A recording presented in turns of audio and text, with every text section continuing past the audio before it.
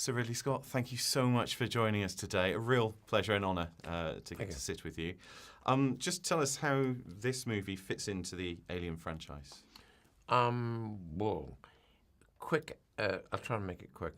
Alien 1 presented a kind of simple, very simple story about, it could have been the old dark house, people locked inside this place, and inside is a monster.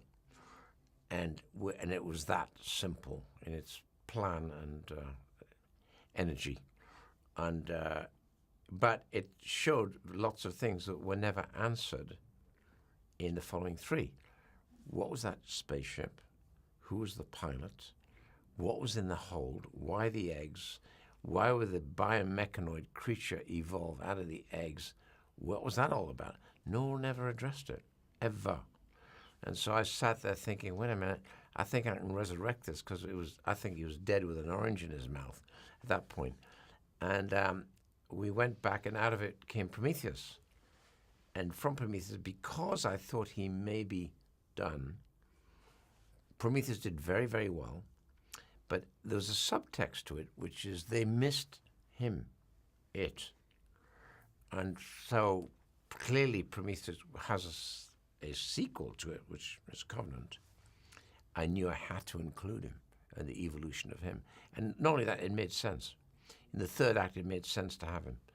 And I think whatever you're doing, whatever kind of movie or film you're doing, if this film suggests something more sensible than a movie, but let's say that whatever film you're doing, you're going to try and keep it kind of intelligent and with a good, sensible evolution. And you got to film a lot of this in Australia. All of it. Loved it. Well, Aussie and New Zealand. How is it filming in Australia? It's seamless. I mean, I was literally saying action just over a year ago. We just managed to squeeze the sets in. So this was delivered, done. I was done really by October, and director's cut. And so I was cut, and then after that, I then step off and start doing other things. But I still keep an eye on the visual effects, still keep an eye on the music, and still keep an eye on the mix when it has to happen. And you work with a lot of Australians as well, quite often. Yes. And I really enjoyed Sydney tremendously. I mean that, because I think, honestly, 20 years ago, I'd seriously consider living there. Wow. Yeah. Did you ever think at one point, you've worked with Russell Crowe so many times, did you ever think, let's get him into an Alien film at some point?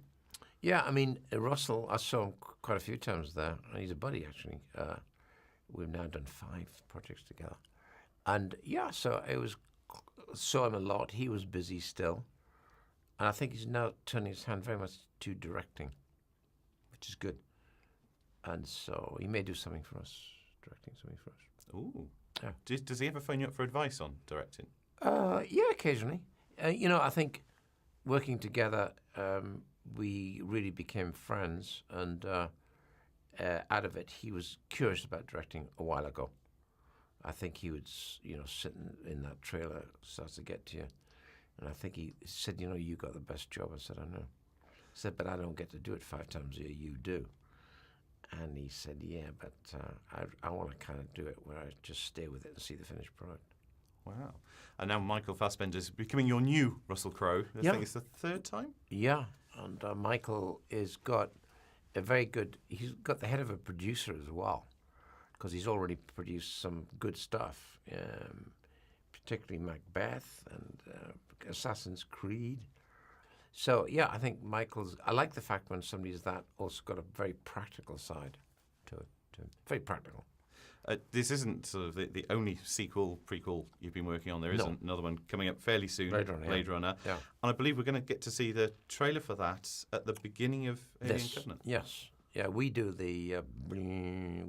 tend to get into what I call social networking with advertising for films. I think it's more powerful than putting it on TV. You've still got to have a certain portion of your output on TV. The problem is people can TiVo commercials out.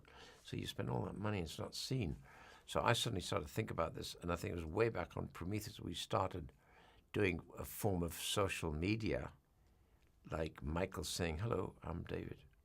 Remember that one? Mm. And then there were 2 or 3 of those, and then we evolved into for counselor, and they don't mention the name of the movie, you see. So then you get Twitter going, "Did you see that?" So there's suddenly this Twitter conversation about, "Did you just see this thing? What was that about?" And they all talk. I don't use Twitter at all. But you do like a bit of social media. I use it, but I never read my own criticism. I never read critics about me, ever. Ever since Blade Runner, never again. Well, I'm pretty sure if you read them now, they'd all be pretty positive, so don't worry about it. Congratulations on this one. Thank you so much.